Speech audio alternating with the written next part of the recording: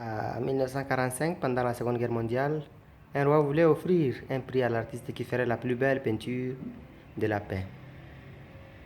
Beaucoup d'artistes ont essayé. Le roi a regardé toutes les peintures, mais il en aimait seulement deux et il avait à choisir entre ces deux peintures.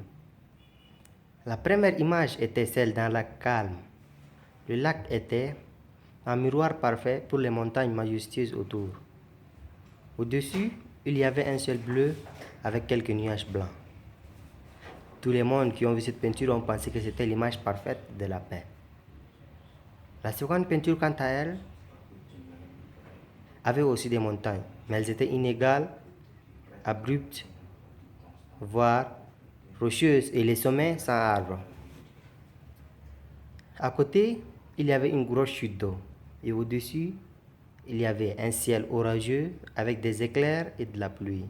Cela ne ressemblait en rien à la paix.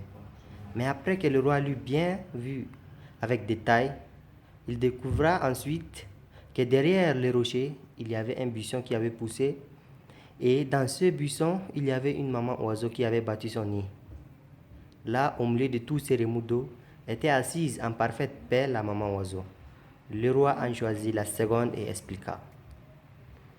Être en paix ne veut pas dire être dans un endroit où il n'y a ni bruit ni trouble, mais au contraire. Être en paix, c'est être au milieu de toutes ces choses perturbantes, mais être toujours au calme dans son cœur.